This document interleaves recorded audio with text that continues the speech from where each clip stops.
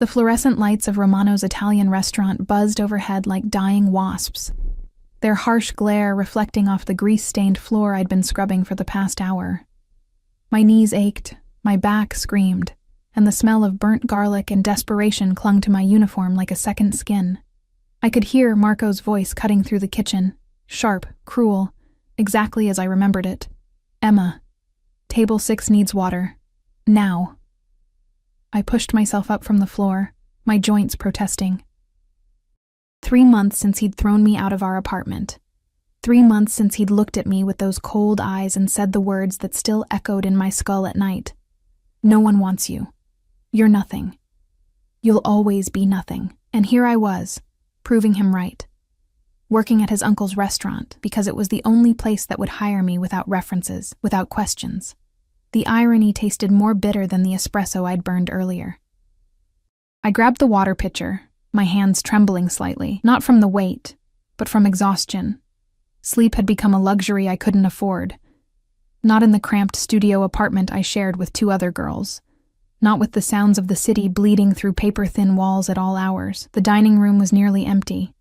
Monday nights always were. Just a few regulars picking at their pasta. An elderly couple in the corner, and my breath caught. Table 6 wasn't a table. It was a private booth in the back, the one Uncle Salvatore reserved for special guests, the one with the crimson velvet curtain that was always drawn, creating a pocket of mystery in our otherwise unremarkable establishment. Tonight, the curtain was pulled back. A man sat alone, though alone wasn't quite accurate. 2 other men flanked the entrance to the booth, standing with the kind of stillness that suggested coiled violence. They wore dark suits that probably cost more than my yearly salary, their eyes constantly scanning the room with professional paranoia. But it was the man in the booth who made my mouth go dry. He couldn't have been more than 30, devastatingly handsome in a way that seemed almost dangerous. Dark hair swept back from a face that could have been carved from marble, sharp cheekbones, a jaw that could cut glass, lips that suggested both cruelty and sensuality. He wore a black suit that fit him like it had been born on his body, a crisp white shirt open at the collar, revealing a glimpse of tanned skin. Even from across the room, I could feel the power radiating from him like heat from asphalt in summer. "Emma!" Marco's hiss snapped me back. "What are you waiting for? Don't make Mr. Valentino wait." Valentino. The name sent ice through my veins. Even I, who paid no attention to the whispers of the city's underworld, had heard that name. The Valentino family didn't just own businesses, they owned everything. Politicians, judges, entire neighborhoods. They were the invisible hand that shaped New York's darkness. And I was supposed to serve him water. My legs moved on autopilot, carrying me across the dining room. Each step felt like walking toward a cliff edge. The 2 guards watched me approach with eyes like black holes, absorbing everything, revealing nothing. One of them, bald, with a scar running from his temple to his jaw, held up a hand. Name and purpose. "Emma, I'm just bringing water." My voice came out smaller than I intended. The scarred guard's eyes traveled over me, assessing, dismissing.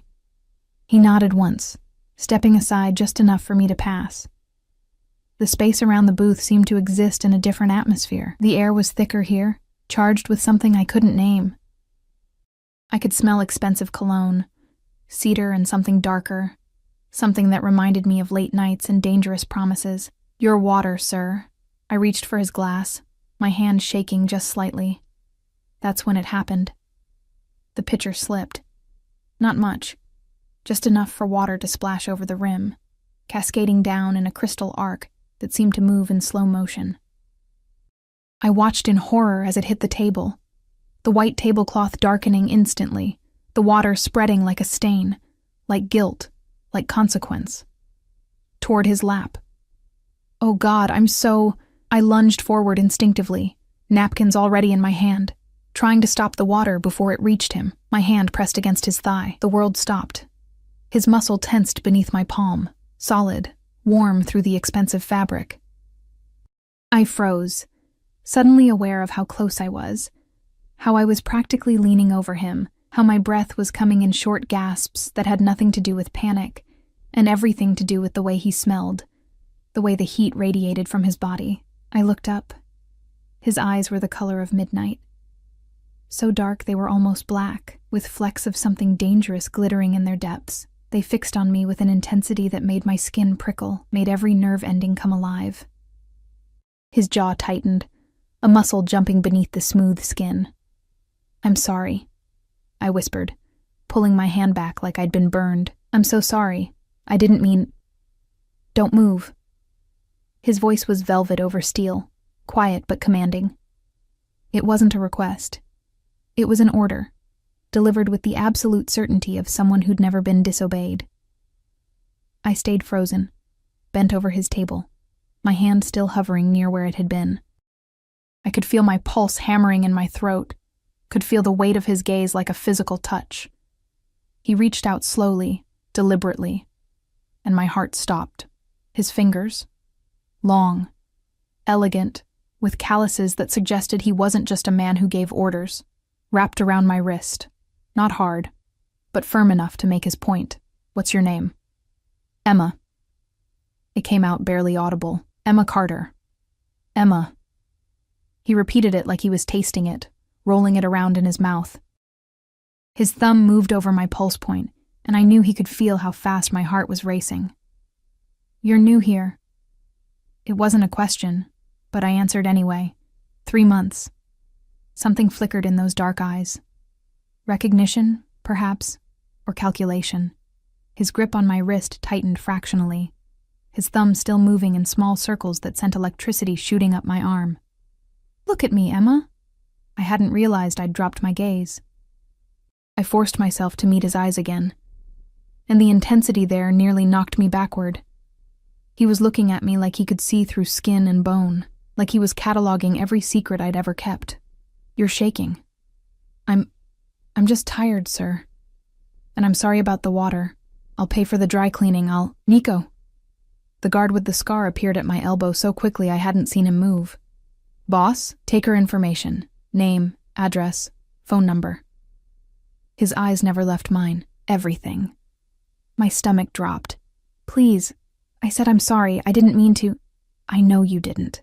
His voice softened fractionally, though it remained as commanding as before. "But when someone touches what's mine, I need to know who they are." "What's mine?" The words hung in the air between us, heavy with implication. I opened my mouth to protest, to explain that I wasn't anyone's, that I was nobody, that Marco had made that abundantly clear. "Emma, what the hell are you doing?" Marco's voice cut through the moment like a knife. I jerked back, and Valentino's hand fell away from my wrist, though his eyes remained locked on mine for one more heartbeat. Marco rushed over, his face red with anger and fear. Mostly fear. He grabbed my arm, his fingers digging in hard enough to bruise. "I'm so sorry, Mr. Valentino." "She's new. She's clumsy. I'll have her removed immediately." "No." The single word stopped Marco mid-grovel. Valentino leaned back in his seat, his posture relaxed but his eyes sharp. "She stays. You go." Marco's mouth opened and closed like a fish. "But sir, I'm the manager. I should—" "You're hurting her arm." Valentino's voice dropped to a temperature that could freeze hell. "Let her go." Marco's hand sprang open like he'd been electrocuted. I stumbled back, rubbing my arm where his fingers had dug in.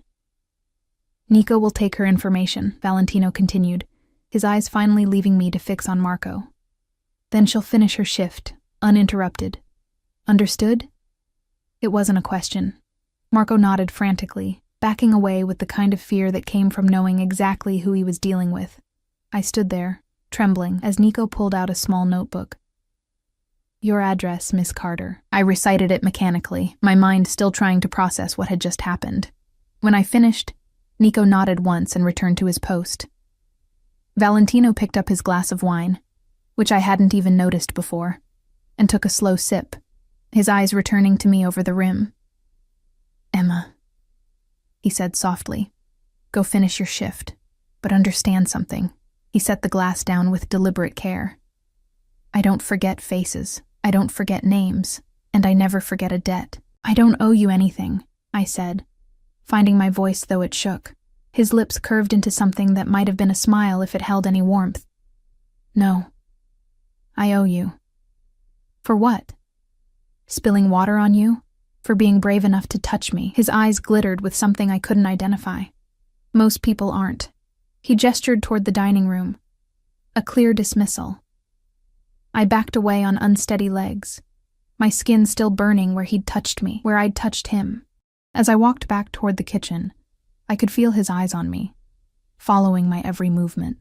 When I reached the door, I couldn't help but glance back. He was still watching me, his expression unreadable, one finger slowly circling the rim of his wineglass, and I knew, with a certainty that terrified me, that this wasn't over. The rest of my shift passed in a blur. Marco avoided me like I carried a plague, and Uncle Salvatore, who'd emerged from his office looking pale, told me to take the next day off with pay. No one would explain why, but I saw how their hands shook when they spoke to me, how they looked at me like I was already a ghost. It was past midnight when I finally stepped out the back entrance into the alley, my body screaming for rest, my mind churning with questions. The November air bit at my exposed skin, and I pulled my threadbare coat tighter, my breath misting in the darkness. The alley was empty except for the dumpsters and the cats that prowled around them. I started walking toward the street, my footsteps echoing off the brick walls. I made it 3 steps before I heard it, the smooth purr of an expensive engine. A black car pulled into the alley behind me, its headlights cutting through the darkness like searchlights. My heart leaped into my throat. I walked faster, my hand fumbling in my purse for the pepper spray I'd bought but never used. The car kept pace with me, gliding along like a predator stalking prey. I broke into a run. "Miss Carter." The voice came from the car, calm, professional. I recognized it. Nico, the scarred guard. "Mr. Valentino requests your presence." I stopped running but didn't turn around. "Tell Mr. Valentino I'm tired and I want to go home. It's not safe for you to walk alone at this hour." The car pulled up beside me, and I could see Nico in the driver's seat now, his expression neutral. "Please, Miss Carter, get in the car. I'll take the bus." "The buses stopped running an hour ago. It's a 20-minute walk to your apartment through neighborhoods that aren't safe for anyone, let alone a woman alone at night." He was right, damn him. I'd done that walk before, my keys clutched between my fingers like claws, my heart in my throat every time a shadow moved. The back door of the car opened. Valentino sat in the darkness of the interior, barely visible except for the gleam of his eyes. "Emma, get in the car." It wasn't a request. I should have run. I should have screamed. I should have done anything except what I did. I got in the car. The car door closed behind me with a soft final click that sounded like a prison cell locking. The interior smelled of leather and that same cedar cologne, intoxicating, overwhelming.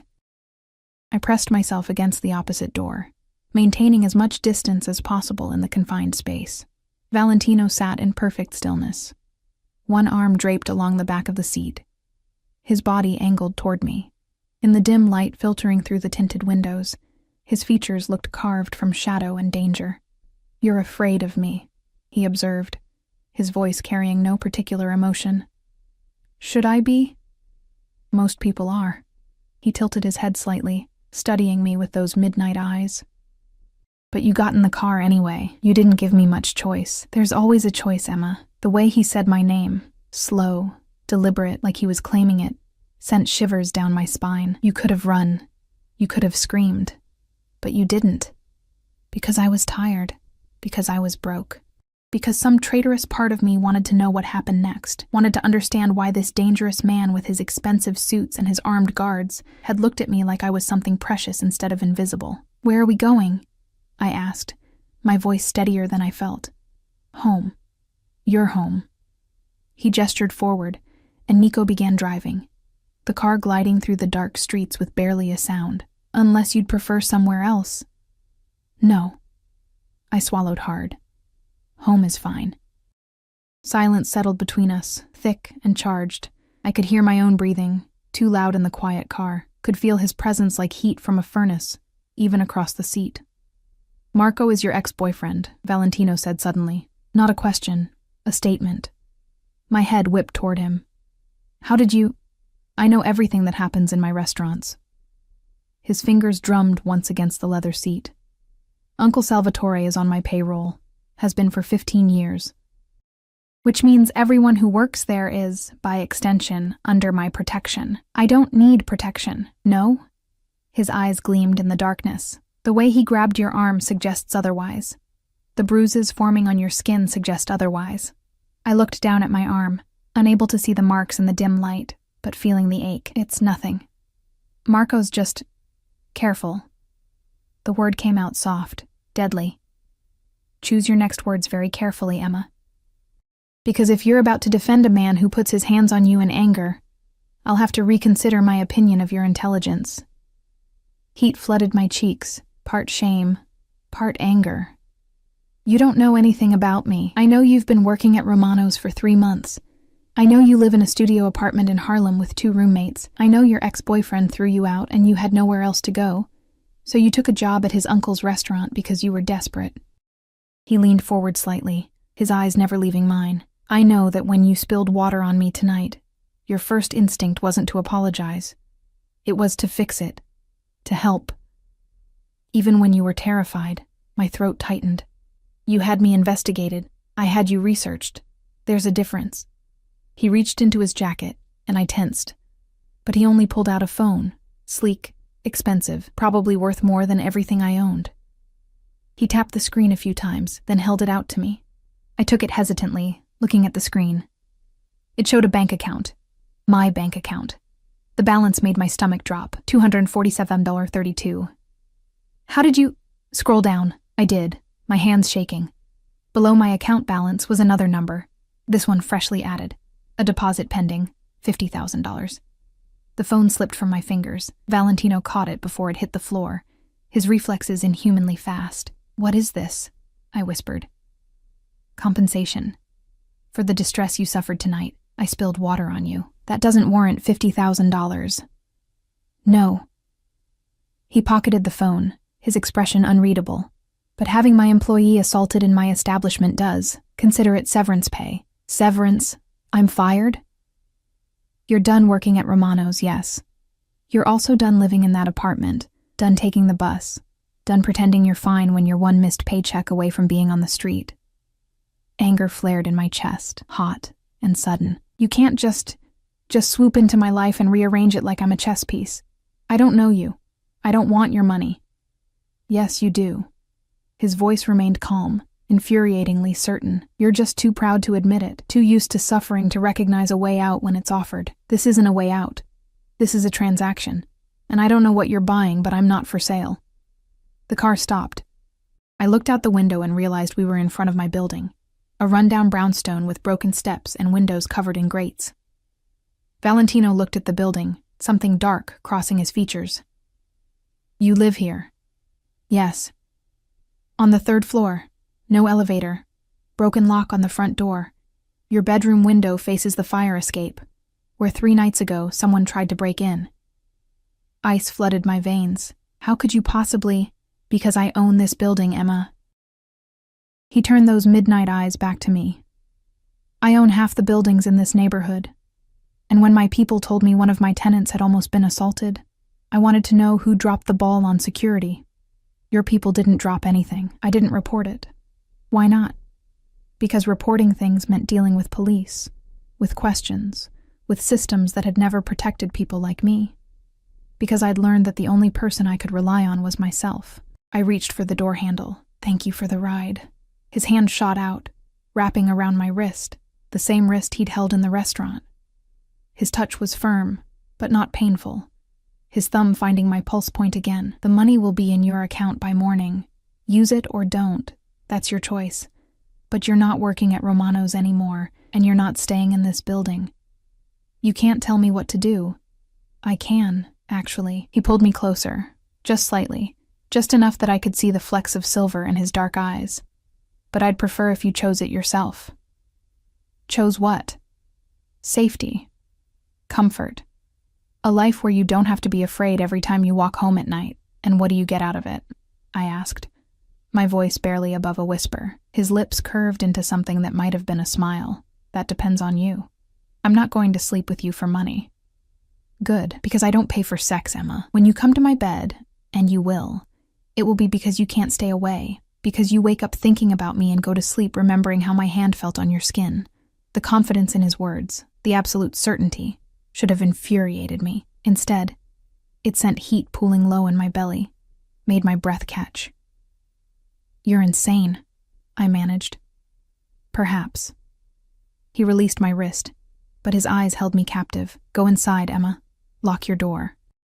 Tomorrow someone will come to help you move your things. Where you move to is your choice. I have several properties available, all safe, all secure, all yours if you want them. I don't want your charity. It's not charity. It's an investment.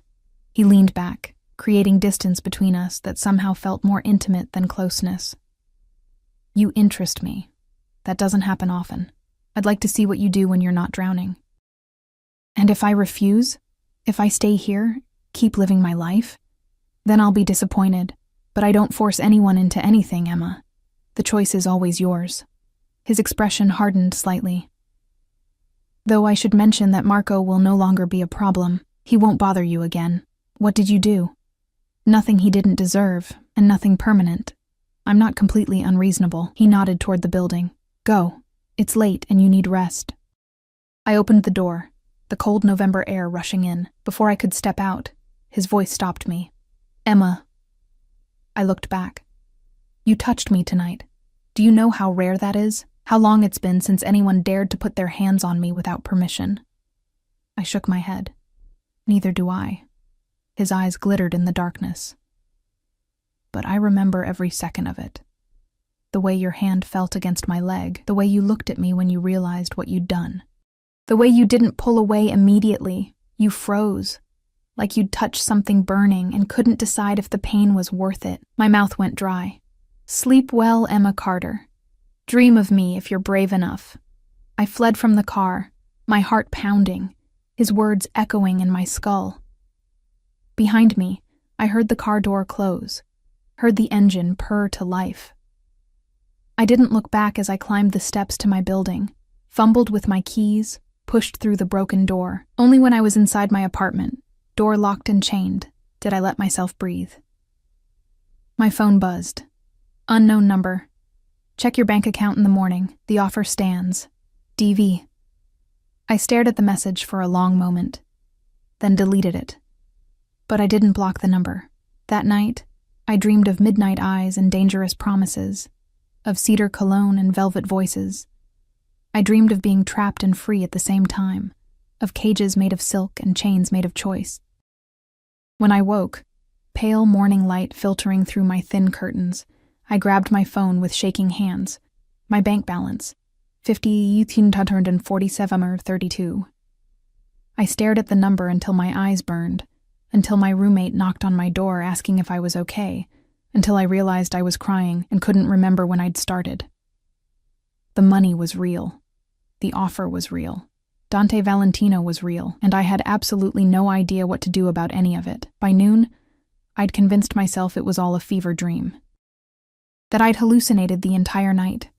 That no one like Dante Valentino would waste his time on someone like me. Marco had been right. No one wanted me. I was nothing. The knock on my door shattered that delusion. Emma Carter? The woman standing in my doorway looked like she'd stepped out of a fashion magazine. Perfectly tailored suit, immaculate hair, smile that didn't quite reach her eyes. My name is Gabriella Rossi. Mr. Valentino sent me. My stomach dropped. I didn't agree to anything. I'm aware. I'm simply here to present your options. She glanced past me into my tiny apartment, her expression carefully neutral. May I come in? What choice did I have? I stepped aside. Gabriella entered with the air of someone conducting a military inspection, her heels clicking on the worn linoleum. She set a leather briefcase on my kitchen table, which was really just a card table someone had left on the curb, and opened it with practiced efficiency. Mr. Valentino has arranged 3 properties for your consideration. She pulled out a tablet, swiping through images. The first is a 1-bedroom in Tribeca. Top floor, doorman, gym, rooftop access. Stop, I held up a hand. I can't afford any of this. All rent is covered for the first year. After that, we can discuss arrangements based on your employment situation. My employment. I don't have a job. He fired me. He ended your employment at Romano's, yes. But Mr. Valentino believes in taking care of his investments. He has several positions available within his various enterprises, should you be interested. Gabriella's smile sharpened. All legitimate, I assure you. He owns restaurants, real estate companies, import businesses. He's in the Mafia. The words hung in the air. Gabriella's expression didn't change. Mr. Valentino is a businessman with diverse interests. What matters is whether you're interested in his offer of employment and housing, not speculation about his personal affairs. This is insane. Perhaps. Gabriella closed the tablet, but it's also an opportunity most people never receive. Mr. Valentino doesn't extend his protection lightly, Miss Carter. The fact that he's doing so now suggests he sees something in you worth protecting. Or something worth owning. If that were true, you wouldn't have a choice in the matter, but you do. You can refuse all of this, keep living here, keep struggling, or you can accept help from someone who has the means to provide it. She leaned forward slightly. Tell me, Miss Carter, when was the last time someone offered you something without expecting you to debase yourself for it? Never. The answer rose unbidden. Marco had made sure I knew exactly what my worth was, had reminded me constantly that I should be grateful he'd ever looked at me twice. What does he really want? I whispered. I honestly don't know. Mr. Valentino doesn't confide in me about his personal motivations.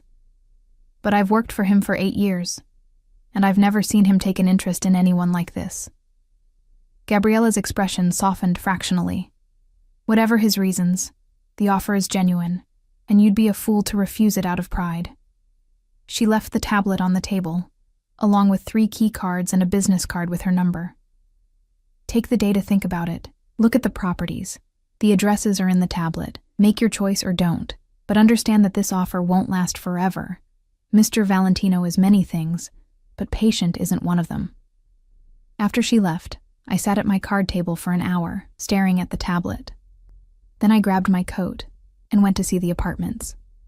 The Tribeca apartment was obscene. Floor-to-ceiling windows overlooking the Hudson River, hardwood floors that gleamed like honey, a kitchen with marble countertops and appliances I didn't know how to operate. The bedroom was larger than my entire current apartment, with a walk-in closet that echoed when I stepped inside. I stood in the empty living room, my reflection ghostly in the windows, and felt the weight of it all pressing down on me. This wasn't help. This was possession dressed up as generosity. I left without taking the key. The second apartment in the Upper West Side was smaller, but no less elegant.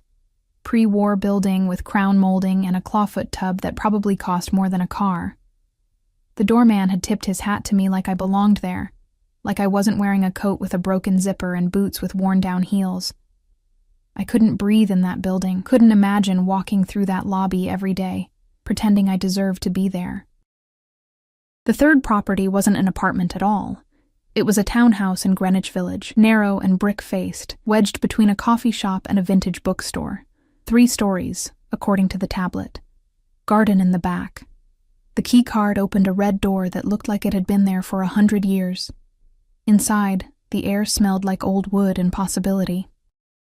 The first floor was open, living room flowing into a dining area. Kitchen with butcher block counters and windows overlooking a small garden where ivy climbed a brick wall. The furniture was minimal but comfortable, nothing ostentatious. Books lined built-in shelves, their spines cracked with use. Someone had lived here, someone who read, who cooked, who cared about light and space, and the way morning sun fell across wooden floors. I climbed the stairs, my hand trailing along the smooth banister. The second floor held a bathroom with subway tiles and a deep tub, and a bedroom that faced the garden. The bed was already made, white linens crisp and inviting. The third floor was a surprise, an artist's studio with skylights and exposed brick, empty except for an easel in the corner and paint-splattered drop cloths. I stood in that studio for 20 minutes, watching dust motes dance in the light, and felt something crack open in my chest. This wasn't a cage. This was a home. My phone buzzed. Unknown. Do you like it? DV. I stared at the message, my hands shaking. He was watching somehow, or having me watched.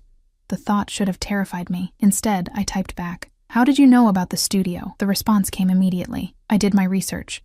You studied art at NYU for 2 years before you ran out of money. You haven't painted since." I sat down on the floor, my back against the brick wall, and typed, "This is too much. Unknown. It's not enough. But it's a start. Why are you doing this?" 3 dots appeared, disappeared, appeared again. When his response finally came, it was longer than before. "Unknown. Because when you put your hand on my leg last night, you looked at me like I was human. Not a monster, not a bank account, not something to fear or use, just a man. Do you know how rare that is in my world? Do you know how long it's been since someone saw me instead of my reputation?" My throat tightened. I typed and deleted 3 responses before settling on, "I was terrified of you. Unknown. You were. But you touched me anyway. That's bravery, Emma. And I collect rare things. I'm not a thing. Unknown. No. You're a person who deserves better than the life you've been living. Let me give you that. No strings, no expectations. Just let me." I looked around the studio, at the light streaming through the skylights, at the easel waiting in the corner, thought about going back to my apartment with its broken lock and thin walls, about finding another job that would barely cover rent, about spending the rest of my life invisible and exhausted. Why should I trust you? Unknown. You shouldn't. I'm not a good man, Emma, but I keep my word, and I protect what's mine. You don't have to be mine, not in the way you're thinking, but you're under my protection now, whether you accept this house or not. The only question is whether you'll be comfortable while I keep you safe. That sounds like a threat. Unknown. It's a promise. There's a difference. I stood up, walked to the window, looked down at the garden. My fingers found my phone again. I'll take the house. But I want to work. I won't be kept. Unknown. Gabriella will send you employment options tomorrow. Choose whatever interests you. Or take time to paint. That's work too. When do I see you again? The 3 dots appeared and stayed for a long time. Unknown. Soon. When you're ready. For now, settle in. Make the house yours. I'll know when you need me. How? Unknown. I always know. The conversation ended there. I sat in the empty studio until the sun began to set, painting the brick walls gold, then amber, then shadow. Then I went back to my apartment and started packing. Moving took less time than I expected. I didn't own much. Clothes that barely filled 2 suitcases, books I'd collected from thrift stores, a few photographs of a family I barely spoke to anymore. My roommates barely looked up when I told them I was leaving, too absorbed in their own lives to question where I was going. Marco called 17 times that night. I blocked his number after the 5th voicemail, his voice progressing from confused to angry to something that sounded almost like fear. The next morning, a black car arrived. Not the one from before. This one was smaller, less intimidating. The driver introduced himself as Tommy, middle-aged with kind eyes and a Brooklyn accent. "Mr. Valentino wanted to make sure you got settled okay," he said, loading my pitiful belongings into the trunk. "He also wanted me to give you this." He handed me a phone, new, expensive, already activated. When I turned it on, there was only one contact saved, DV. "He said your old phone wasn't secure enough," Tommy explained, starting the car. "This one is, encrypted, untraceable, and before you ask, no, he's not tracking you. He just wants to make sure you can reach him if you need to." "How do I know he's not tracking me?" Tommy's eyes met mine in the rearview mirror, crinkled with what might have been amusement. "Miss Carter, if Mr. Valentino wanted to track you, he wouldn't need a phone. He'd just need to want to know where you were. That's how it works with him. He gets what he wants because people are too afraid not to give it to him, but he doesn't take. He asks, he offers, he makes it impossible to refuse, but he doesn't take. That's a very fine line, maybe. But I've worked for him for 12 years, and I've never seen him hurt someone who didn't deserve it. Make of that what you will." We drove through the city in silence after that, the morning sun turning everything to gold. When we pulled up to the townhouse, Tommy helped me carry my things inside, setting them in the entryway with careful precision. "There's food in the kitchen," he said. Gabriella had it stocked yesterday, and there's a package for you on the dining table. After he left, I found the package, a large flat box wrapped in brown paper. Inside were canvases, brushes, and paint supplies that probably cost more than my old car. No note, no explanation, just the tools to create, waiting for me to be brave enough to use them. I spent the afternoon unpacking, hanging my meager clothes in the closet that could have held 20 times more. The house was warm, the heating system working perfectly, unlike my old apartment where I'd worn layers to bed. I made tea in the beautiful kitchen, sat in the garden even though it was cold, watched the ivy sway in the wind.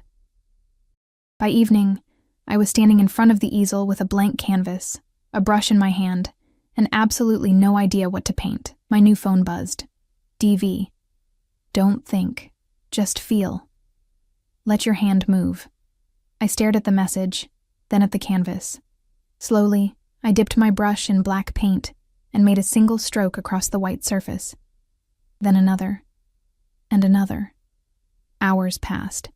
The sun set, the studio lights came on automatically, and I painted like someone possessed. Dark colors at first, blacks and grays and deep purples. But then other shades began to emerge. Crimson like the booth at Romano's. Gold like expensive cufflinks. Midnight blue like eyes that saw too much. When I finally stepped back, my hands cramping, my shoulders aching, I realized I'd painted a cage. But the door was open, and light was streaming through the bars, and I couldn't tell if something was escaping or entering. My phone buzzed again. DV. Better? Me. How did you know I needed to paint? DV. Because I know what it's like to have something essential locked away. Come to dinner tomorrow night. My heart stuttered. Where? DV. My home. Tommy will pick you up at 7. Dress however you're comfortable. What if I say no? DV. Then I'll be disappointed, but I'll respect your choice. I always do. I looked at the painting, at the open cage door, at the light that could have been freedom or imprisonment depending on how you looked at it. Me. Okay, but this doesn't mean anything. DV. It means you're brave enough to see where this goes. That's everything. I tried on every piece of clothing I owned the next day. Nothing felt right. Everything was too worn, too cheap, too obviously not meant for dining with a mafia boss in his home. Finally, I settled on a simple black dress I'd worn to job interviews, paired with the only shoes I owned without scuff marks. In the mirror, I looked exactly like what I was.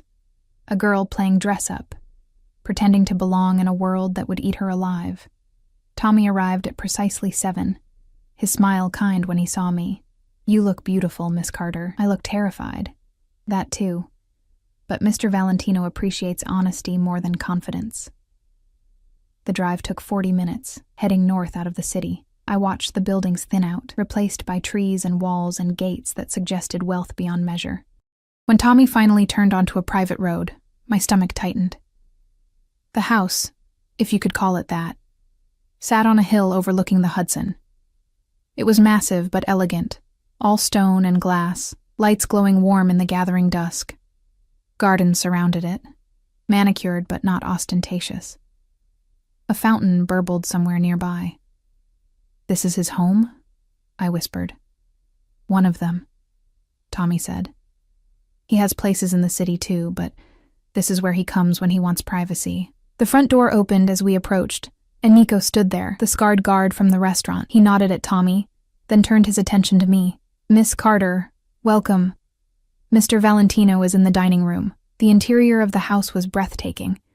High ceilings, art that probably belonged in museums, furniture that looked both expensive and comfortable, but it didn't feel cold or sterile. Books were stacked on tables. A jacket was thrown over a chair. Music played softly from hidden speakers.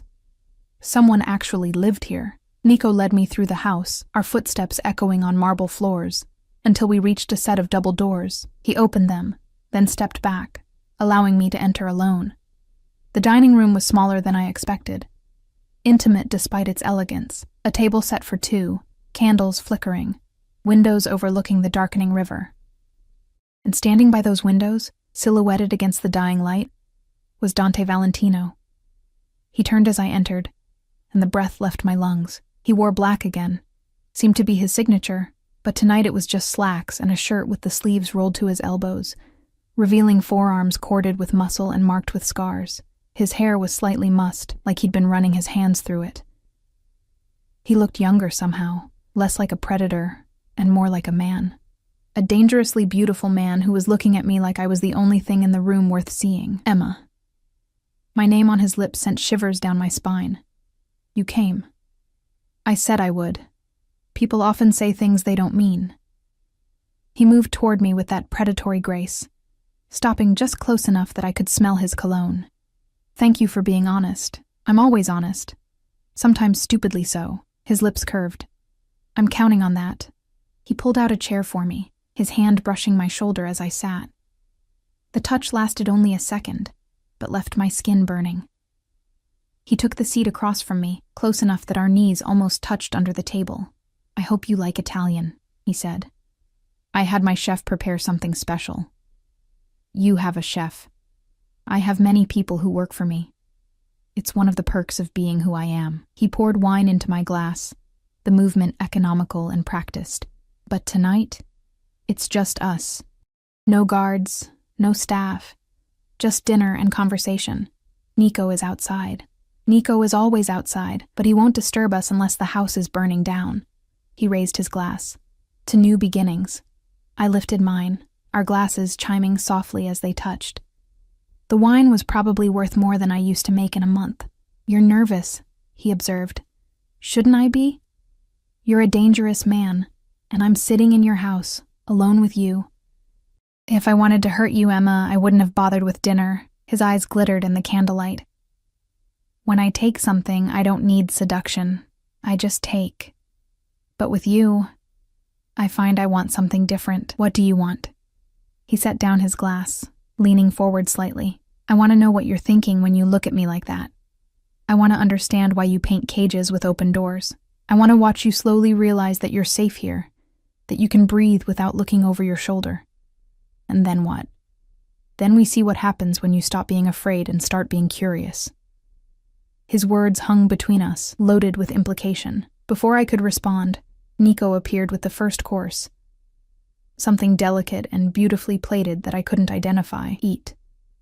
Dante said softly, let me take care of you, just for tonight.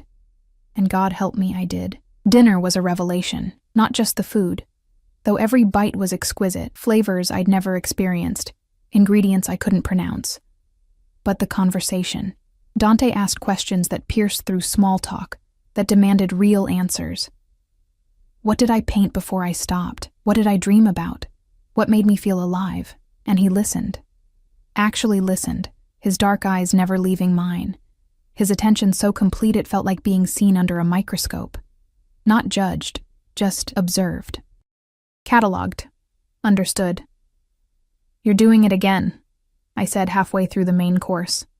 My tongue loosened by wine and his unsettling focus. Doing what? Looking at me like I'm a puzzle you're trying to solve. Perhaps you are. He set down his fork, leaning back in his chair. The candlelight cast shadows across his face, making him look older, harder. Most people I meet want something from me. Money, power, protection. They come to me with angles, with schemes, with fear barely hidden behind forced smiles. But you, he tilted his head. You don't want anything. You're not trying to manipulate or seduce or survive me. You're just here, present, real. You say that like it's rare. In my world, it's extinct. He reached across the table, his fingers brushing mine where they rested near my wine glass. Do you know what I did today, Emma? I shook my head, my skin burning where he touched me. I sat through 3 meetings about territory disputes. I authorized payment to city officials who pretend they're not in my pocket. I dealt with a traitor in my organization who thought he could steal from me without consequences. His voice remained conversational, almost gentle. But something dark flickered in his eyes. I live in a world where trust is currency, and betrayal is inevitable, where everyone has a price, and loyalty lasts exactly as long as the checks clear. That sounds lonely. His fingers tightened on mine. It is. But then you spilled water on me and looked at me like I was just a man who needed help. And I thought, what would it be like to have someone look at me that way every day, Someone who doesn't flinch when I enter a room, who doesn't calculate angles when they speak to me. You barely know me. I know enough. I know you're kind despite having every reason to be bitter. I know you're talented, but convinced yourself you're not. I know your ex-boyfriend spent 3 years telling you that you were worthless, and part of you still believes him. He stood, moving around the table until he was beside me, looking down with an intensity that stole my breath. I know that when I touch you, your pulse races, and I know you hate yourself a little for responding to me. He wasn't wrong. God, he wasn't wrong about any of it. What do you want from me, Dante? The question came out as a whisper. He reached down, his fingers sliding under my chin, tilting my face up to his. Everything. But I'll settle for honesty. His thumb brushed my lower lip, and I couldn't suppress the shiver that ran through me. Tell me you don't feel this. Tell me you don't lie awake thinking about my hand on your skin. Tell me you're not curious what it would be like to let me take care of you, to stop fighting and just surrender. I'm terrified, I breathed. Good. Fear means you understand the stakes. He leaned down, his lips hovering inches from mine, his breath warm against my skin. But I'm terrified too, Emma, because I don't do this. I don't invite women to my home. I don't cook for them. Yes, I cook tonight. My chef is actually visiting his mother in Sicily. I don't sit here and bleed out my loneliness hoping they'll understand. Then why? Because you make me want to. His voice dropped to something rough, raw. Because for the first time in longer than I can remember, I want something more than power, or control, or revenge. I want you. Your laugh. Your art. Your terrible habit of saying exactly what you're thinking. I want to watch you paint in that studio I set up. I want to know what you look like when you're not exhausted or afraid. He stopped himself, pulling back with visible effort, his jaw clenched, a muscle jumping beneath the skin. I'm saying too much, he muttered, running a hand through his hair. You should go. Tommy will take you home. No. The word surprised us both. I stood, my legs unsteady, and closed the distance between us. Up close, I could see details I'd missed before. Faint scars on his knuckles, a thin white line along his jaw, the way his eyes weren't pure black, but swirled with deep brown and gray. I don't want to go, I said. I want to understand this, whatever this is. This is dangerous. Everything about you is dangerous. Exactly. His hands came up to grip my shoulders, not hard, but firm, holding me in place. I'm not a good man, Emma. The things I've done, the choices I've made, they don't wash clean. People fear me for reasons that have nothing to do with my reputation and everything to do with what I'm capable of. Are you trying to scare me away? I'm trying to give you a chance to run before it's too late. I reached up slowly, my hand shaking, and pressed my palm against his chest. His heart thundered beneath my touch, racing as fast as mine. What if I don't want to run? Something broke in his expression. Control slipping, the mask cracking. His hand slid from my shoulders to my face, cradling it like I was something precious and breakable. Then God help us both, he whispered, and kissed me. The world caught fire. His lips were soft but demanding, taking and giving simultaneously. One hand tangled in my hair, while the other pressed against the small of my back, pulling me flush against him. I could feel every hard line of his body, the coiled strength beneath expensive clothes, the heat radiating from his skin. I'd been kissed before. Marco had kissed me hundreds of times. Quick pecks, obligatory affection, mechanical motions that meant nothing. This wasn't that. This was consumption. This was being devoured and wanting more, drowning and gasping for air and not caring if I ever surfaced. When he finally pulled back, we were both breathing hard. His forehead rested against mine, his eyes closed, his hands still cradling my face. Emma, he breathed. Tell me to stop. No. Tell me this is insane, that it's too fast, that you need time. No. I opened my eyes, meeting his gaze when he looked at me. I spent 3 years playing it safe with someone who treated me like garbage. I'm tired of being careful. I'm tired of being afraid. You should be afraid of me. Maybe. But I'm more afraid of going back to who I was before you. My hands fisted in his shirt. Show me what happens when I stop running. The sound he made was almost a growl. He kissed me again, Harder this time, less controlled. His hands roamed my back, my sides, learning the shape of me through my dress. When his lips moved to my neck, I gasped, my knees weakening. "Upstairs," he muttered against my skin. "Not here. You deserve better than being taken on a dining room table like... I don't care where." He pulled back, his eyes searching mine. "You're sure?" "I'm sure I want this. I'm sure I want you. Everything else..." I took a shaky breath. "Everything else we'll figure out." Something shifted in his expression. Possession mixed with something softer. Something that looked almost like relief. He lifted me like I weighed nothing, my legs wrapping around his waist instinctively. I could feel his arousal pressing against me, hard and insistent. He carried me through the house, taking stairs I barely registered, pushing through a door into a bedroom that was all shadows and moonlight. The bed was massive, covered in dark sheets that looked like midnight given form. He set me down gently, his hands immediately going to the zipper of my dress.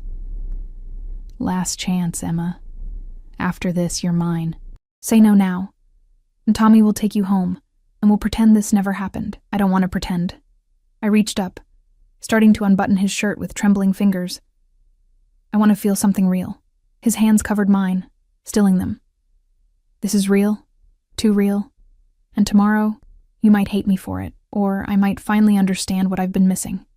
He kissed me again, and this time there was no holding back.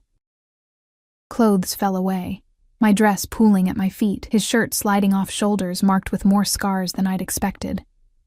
I traced them with my fingers, wanting to know the story of each one, but he caught my hand. "Don't," he said roughly. "They're not beautiful.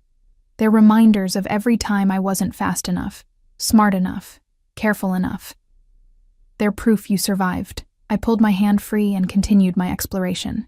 "That's beautiful enough." He made that sound again, half growl, half groan, and bore me back onto the bed. His weight settled over me, solid and warm, his hands everywhere. When he paused to look at me, sprawled beneath him in nothing but my underwear, something fierce crossed his face. "Mine," he said softly. "Say it." "I'm not..." "Say it anyway, just for tonight. Let me have this." "Yours," I whispered, and watched his eyes go dark with want. What followed was both gentle and consuming. He took his time, learning every inch of my skin, finding places that made me gasp, made me arch into his touch. When he finally settled between my legs, his eyes locked on mine, I felt split open in the best possible way. "Stay with me," he commanded, his voice rough. "Don't close your eyes. Let me see you." So I did.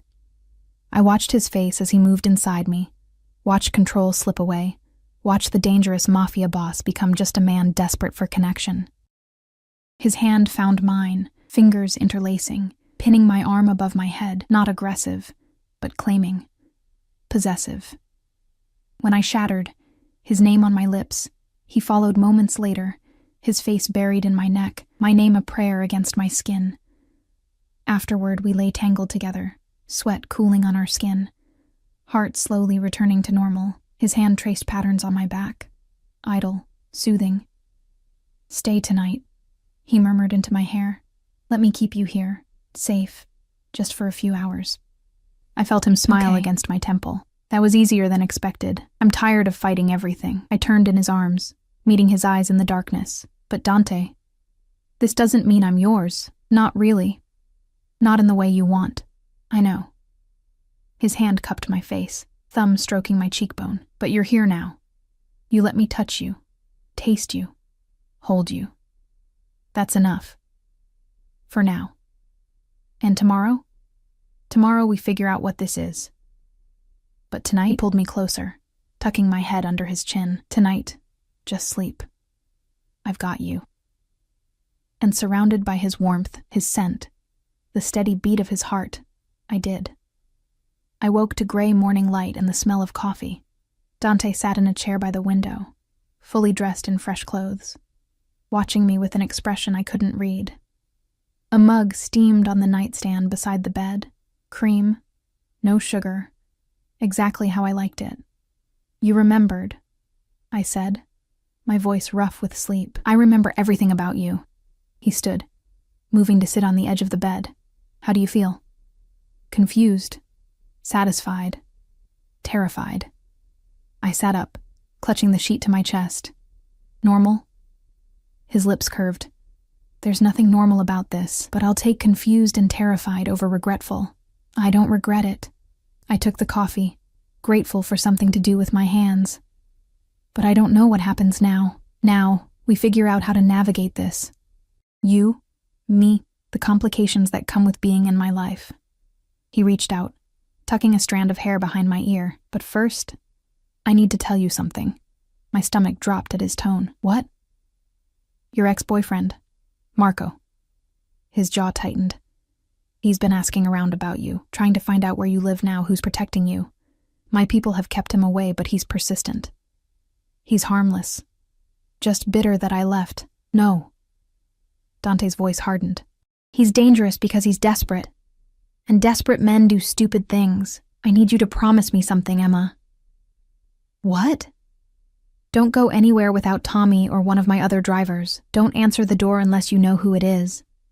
And if Marco contacts you in any way, you tell me immediately. You're scaring me. Good. You should be scared. Not of me, of men like Marco who think they own women just because they slept with them. His hand gripped mine.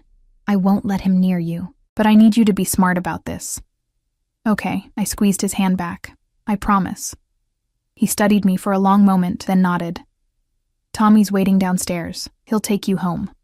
Home, I repeated, to the townhouse you gave me. Yes. Where I'll paint in the studio you set up, eat food you paid for, sleep in a bed you provided. His expression didn't change. Yes. And last night? What was that?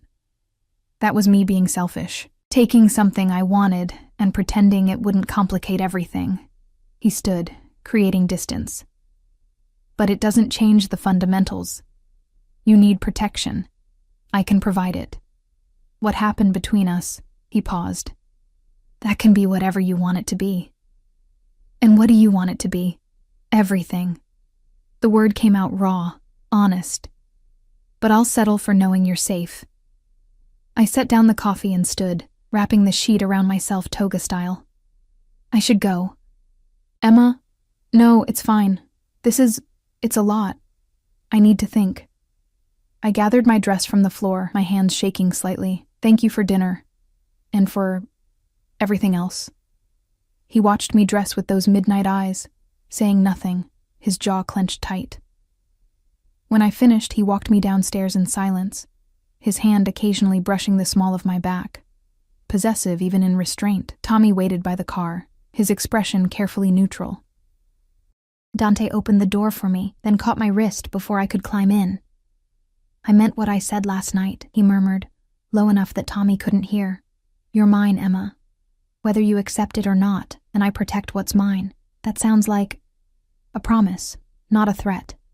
There's a difference. He released me, stepping back. Go home.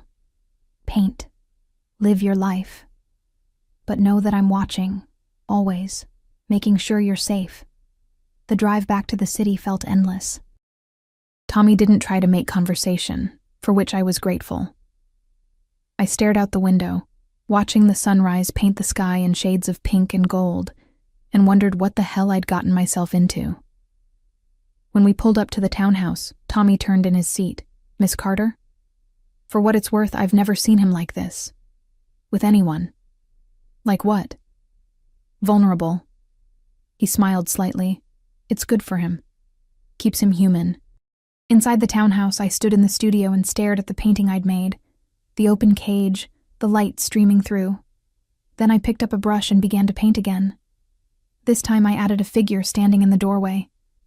Not entering, not leaving, just waiting, deciding. My phone buzzed. DV, thank you for last night. For trusting me, even though you shouldn't, me. I still don't know if I do. DV, that's fair. Trust is earned, not given. I'll earn yours, Emma, however long it takes. I stared at the message, then at my painting, then out the window at the city beyond. And I realized I was already standing in the doorway. The only question was which way I'd step. 3 weeks passed in a strange, suspended reality. I painted every day, the studio becoming my sanctuary. Canvases lined the walls, some abstract explosions of color, others more deliberate. A man's hands cradling a broken bird, shadows that looked like wings or cages depending on the angle, a woman standing at the edge of a cliff, with her arms spread wide. Dante didn't visit, didn't call except for brief check-ins that felt more like surveillance than conversation. Are you eating? Sleeping? Safe? Always safe. Like the word itself could protect me from whatever darkness lived in his world. But his presence was everywhere. Fresh flowers appeared on my doorstep every Monday. Groceries materialized in my kitchen before I realized I needed them. Once, I came home to find my broken laptop replaced with a new one, my old files already transferred. He's courting you, Gabriella explained during one of her weekly visits, ostensibly to discuss job options, but really to check on me. In his way, showing you he can take care of you without demanding anything in return. It feels like I'm a pet he's keeping. Does it? She raised an eyebrow. Or does it feel like someone finally noticed you exist and decided you deserved better? I couldn't answer that. Because she was right, and I hated how much I'd started to depend on his invisible care, how I'd catch myself wondering what he was doing, if he thought about that night as much as I did. Marco's attempts to contact me had stopped after the first week, abruptly, completely. I didn't ask what Dante had done, didn't want to know. Then on a Tuesday afternoon while I was mixing paint, my phone rang. Not the encrypted one Dante had given me, my old phone, the one I'd kept out of stubborn independence. Unknown number. I almost didn't answer. Emma Carter? The voice was female, crisp, professional. My name is Detective Sarah Chen. I'm with the NYPD. I'd like to ask you some questions about Dante Valentino. My blood turned to ice. I don't know what you're talking about. Miss Carter, we know you've been living in a property owned by Mr. Valentino. We know his driver has been transporting you. We know you had dinner at his estate. A pause. We're building a case, and we could really use your cooperation. I have nothing to say.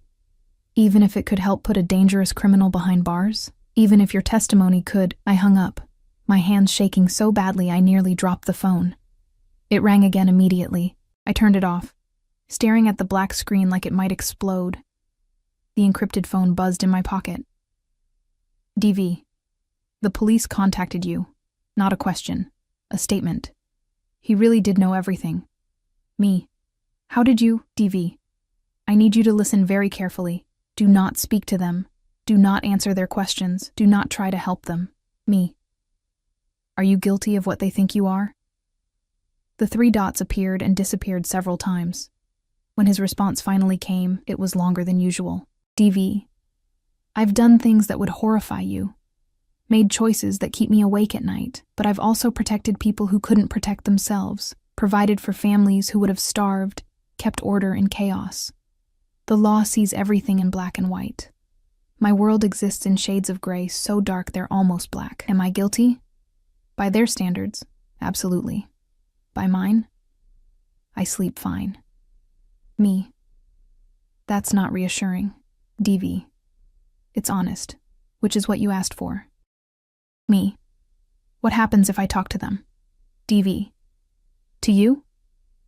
Nothing. I'd never hurt you, no matter what you did. To them, they'd get information they can't use because I'm too careful. To us, this thing between us, whatever it is, would be over, because I can't be with someone who doesn't understand that loyalty is the only currency that matters in my world. I stared at the message, my throat tight.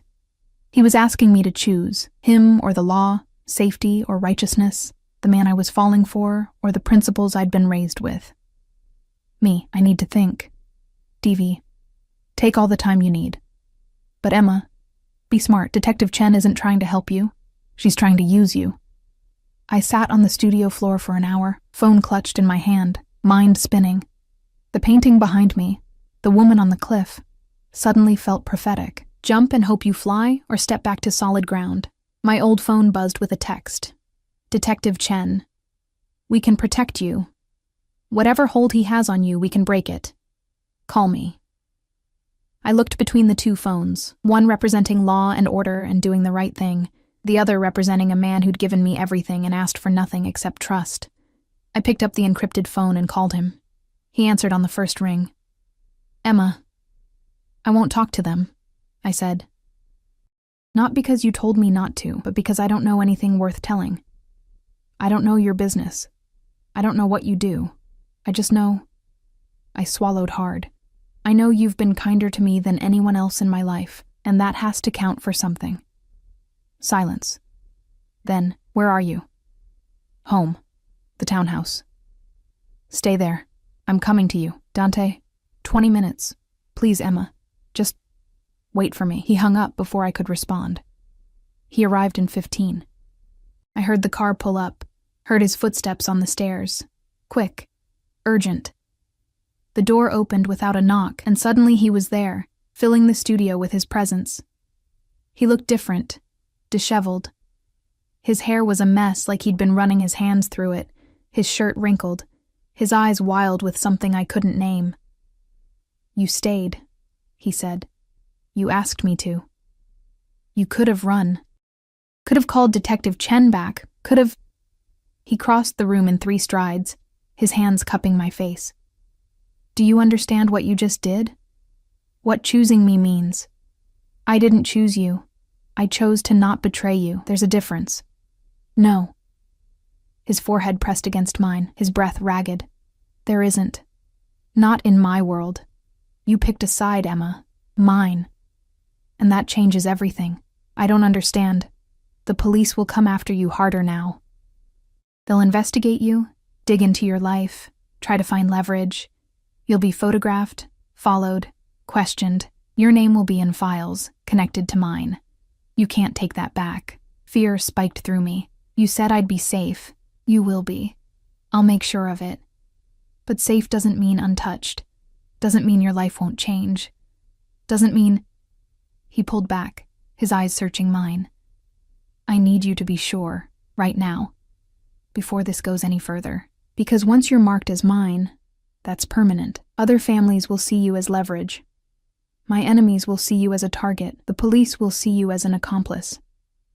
Then why did you ask me to choose? Because I'm selfish. His voice broke slightly. Because I've spent 3 weeks trying to stay away from you, trying to give you space, trying to convince myself that you'd be better off without me. But then they came after you and I realized, I can't let you go. Won't. Even knowing it puts you in danger. Even knowing I'm destroying any chance you had at a normal life. Maybe I don't want normal. I reached up, covering his hands with mine. Maybe I'm tired of being invisible, of being safe and small and insignificant. Maybe I want to matter, even if it's dangerous. You matter to me, he said it fiercely. More than anything. More than business. More than territory. More than any of it. And that terrifies me, because I've never had something to lose before. Never had someone I couldn't bear to see hurt. Then don't hurt me. I pulled his hands down, holding them between us. Don't lie to me. Don't hide from me. Let me see all of it. The good, the bad, the parts that would horrify me. Let me choose with full knowledge. He studied me for a long moment, something shifting behind his eyes. Then he stepped back, rolling up his sleeves to reveal more scars, some old and faded, others newer. I got this one when I was 16, he said, pointing to a jagged line on his forearm. First knife fight. I won, but barely. This one, he touched his ribs. Bullet. 3 years ago. Rival family tried to take me out during a meeting, killed 2 of my men. I survived because Nico threw himself in front of me.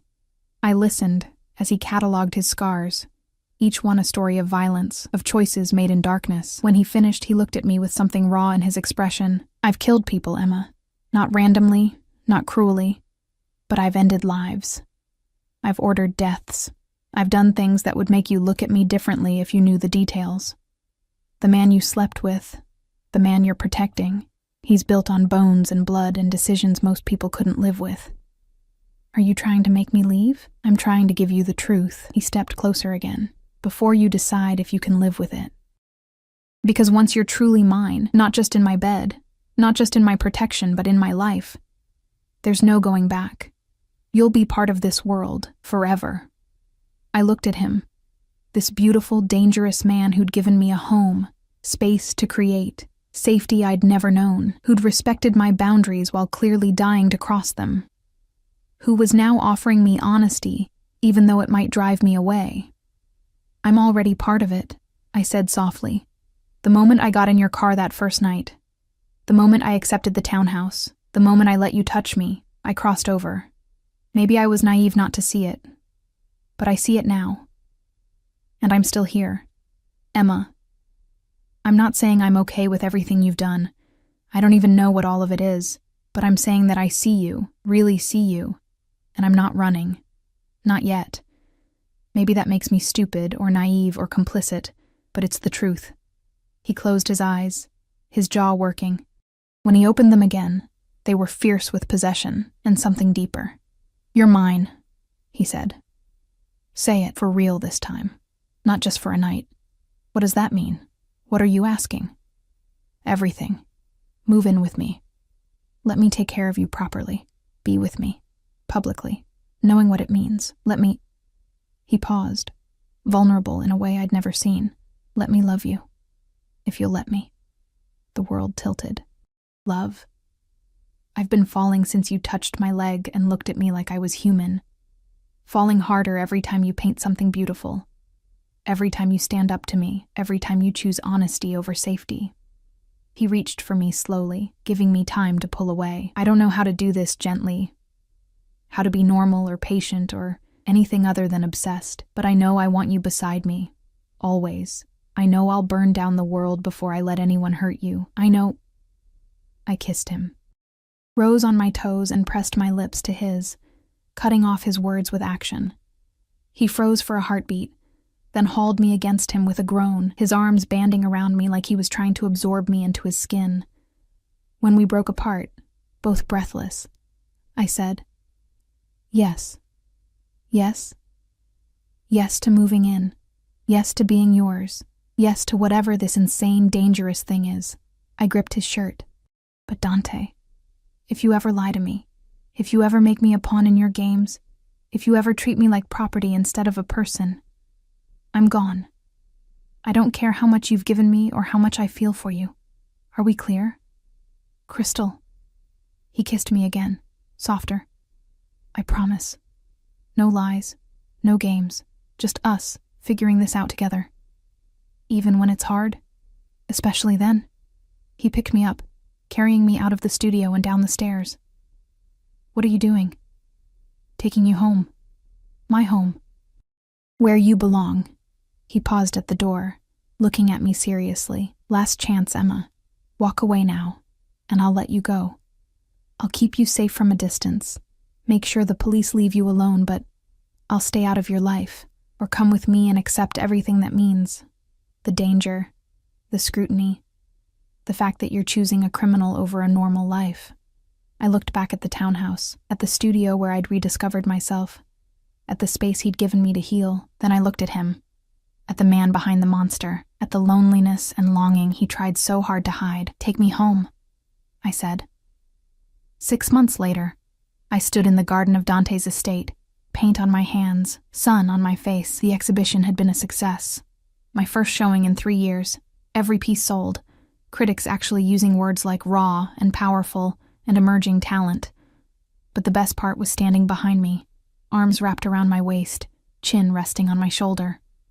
I'm proud of you, Dante murmured against my ear. You've said that 5 times today. I'll say it 500 more. You're brilliant, and the world is finally seeing it.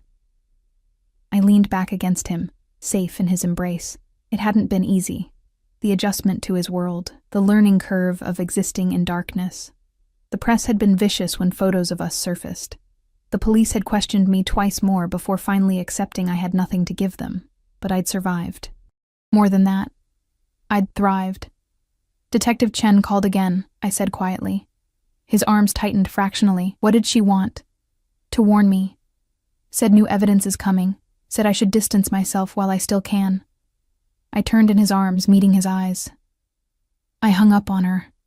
You don't have to protect me, Emma. If you want out, I don't. I cupped his face, feeling the familiar rasp of stubble. I'm exactly where I want to be. With you. Always. Something shifted in his expression. Relief mixed with love, mixed with that possessive need that never quite faded. Even knowing what's coming, the investigation, the trials, the possibility that we'll face it together, whatever comes. I smiled. You've given me everything, Dante. A home. My art back. Myself back. You think I'm going to abandon you the first time things get hard? Most people would. I'm not most people. You should know that by now. He kissed me. Deep. Claiming. Full of promise. When he pulled back, his eyes glittered with emotion. Marry me. I blinked. What? Marry me. Be my wife. Let me give you my name, my protection, everything I have. He smiled slightly. I know it's fast. I know we should probably wait. But I've never been patient, and I don't want to waste time pretending I'll ever want anyone else. That's the least romantic proposal I've ever heard. Would you prefer I get on one knee, recite poetry? I'll do it, if that's what you want. I'll do anything. Yes. He stopped mid-sentence. Yes? Yes, I'll marry you. Yes, I want your name. Yes to all of it. I laughed at his stunned expression. Did you think I'd say no? I thought you'd want time to think about it. To consider the implications, I've been considering the implications since the night I got in your car. Since you looked at me like I mattered. Since you gave me space to find myself and then welcomed me home. I pressed my hand over his heart, feeling it thunder. I love you, Dante Valentino, with full knowledge of who you are, what you've done, and what being yours means. I love you anyway. He crushed me against him, his face buried in my hair, his body shaking slightly. When he spoke, his voice was rough with emotion. I don't deserve you. Will never deserve you. But I'll spend every day trying to be worthy of this gift. Just love me. That's all I need. Always, he promised. Forever, no matter what comes. And standing in his garden, wrapped in his arms, I finally understood what the painting had meant. The cage with the open door, the light streaming through. Freedom wasn't about escaping. It was about choosing where you belonged. And I belonged here, with him, in the darkness and the light. Nico appeared at the garden door, clearing his throat. Boss? The Attorney General is on the phone. Says it's urgent. Dante's arms tightened around me for a moment before releasing. Tell him I'll call back. He says it can't wait. I stepped back, squeezing Dante's hand. Go, I'll be here. Promise? Always. He kissed my forehead, lingering for a moment, then headed inside. I watched him go. This powerful man who'd chosen me, who'd given me everything, and asked only for my love in return. My phone buzzed. A text from Gabriella. Congratulations on the exhibition. And on the other thing, he asked me to find rings 2 months ago. Welcome to the family.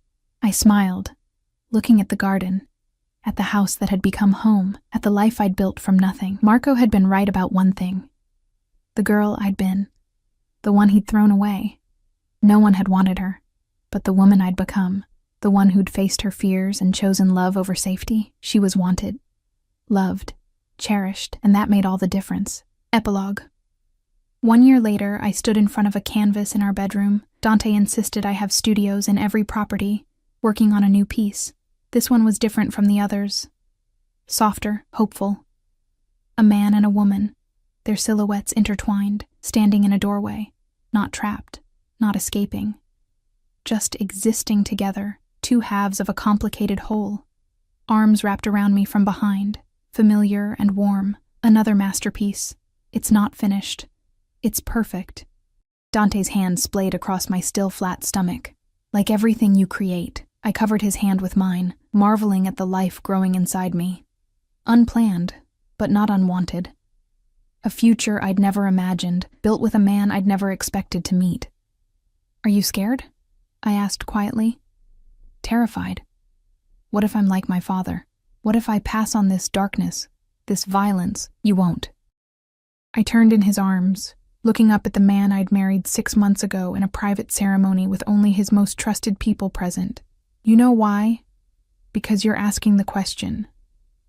Because you care enough to worry. That's what makes you different. His eyes searched mine, that midnight gaze that still made my heart race.